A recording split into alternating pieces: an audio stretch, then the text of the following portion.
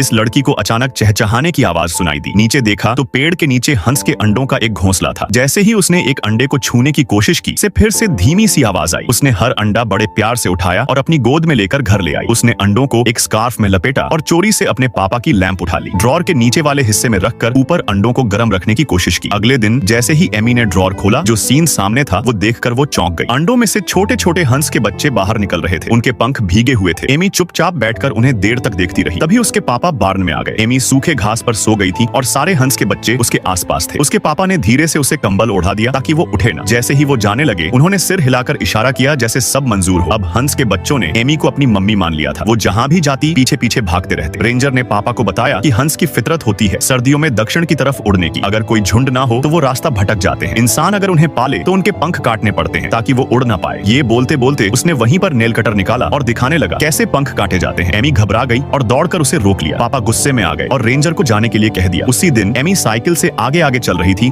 और सारे हंस पीछे पीछे दौड़ रहे थे। ये देखकर पापा को एक जबरदस्त आइडिया आया। अगर हंस का झुंड नहीं मिल रहा तो क्यों ना खुद प्लेन बनाकर उन्हें रास्ता दिखाया जाए। एमी से इजाजत लेकर उन्होंने काम शुरू कर दिया। हंसों का भरोसा जीतने के लिए पापा ने खुद को हंस जैसा ड्रेसअप किया और उनके सामने चलने लगे। मगर बच्चे सिर्फ एमी को ही पहचानते थे, तो एमी ने उन्हें पहले खुद दौड़ाकर गाइड किया, फिर धीरे धीरे पापा की तरफ मोड़ा। कुछ दिनों बाद बच्चों ने पापा पर भी भरोसा करना शुरू कर दिया। धीरे धीरे बच्चों के पंख भी मजबूत हो गए और उड़ने लायक बन गए। पापा ने टेस्ट फ्लाइट का प्लान बनाया, मगर जैसे ही प्लेन उड़ाने लगे, बच्चे बस खड़े होकर देखते रहे। एमी ने बहुत कोशिश की, मगर वो हिले तक नहीं। फिर उसने घास में छुप कर देखा। अगले ही पल सारे हंस उसे ढूंढ ही लेते हैं, तो उसने चुपके से प्लेन उड़ाया और इस बार सारे हंस उड़ने लगे। मगर एमी को उड़ाने का तजुर्बा नहीं था और कुछ दूर जाकर उसका प्लेन एक फेंस से टकरा गया। पापा भागते हुए आए, पर किस्मत से एमी को कुछ नहीं हुआ। इस हादसे के बाद पापा ने तय किया कि वो एमी के साथ उड़ेंगे और उसके लिए एक सेफ प्लेन खरीदेंगे। इसके लिए उन्होंने अपना सबसे प्यारा लूनर मॉडल तक बेच दिया। पापा की मदद से एमी ने एक ही दिन में प्लेन उड़ाना सीख लिया। पिंजरे में बंद बच्चे जब उसे उड़ता देखे तो खुद ही रस्सियां तोड़कर बाहर निकल आए और उसके पीछे उड़ने लगे। अब असली सफर शुरू हुआ। एमी का झुंड स्कूल के ऊपर से गुजरा, ऊंची ऊंची इमारतों के ऊपर से उड़ता चला गया। डूबता सूरज एमी के ग्लाइडर को सुनहरी रोशनी से चमका रहा था। नीचे फैले कॉर्नफील्ड किसी पेंटिंग की तरह लग रहे थे। एमी और उसके प्यारे साथियों ने जैसे जिंदगी और कुदरत की तस्वीर को हवा में उकेर दिया। जब सूरज की आखिरी किरण बची थी, एमी अपने साथियों को आखिरी शहर के ऊपर ले जा रही थी। लोग नीचे से देख रहे थे, तालियां बजा रहे थे। कुछ लोग रास्ता दिखाने लगे। एमी का चेहरा शांत था, उसके इरादे साफ थे। वो उन्हें झीलों और दलदलों के ऊपर से ले गई और आखिरकार जब सारे हंस झील पर उतरे और पानी में खेलने लगे, उस पल क्या तुम्हारा दिल भी उनके साथ उड़ने को नहीं चाहा?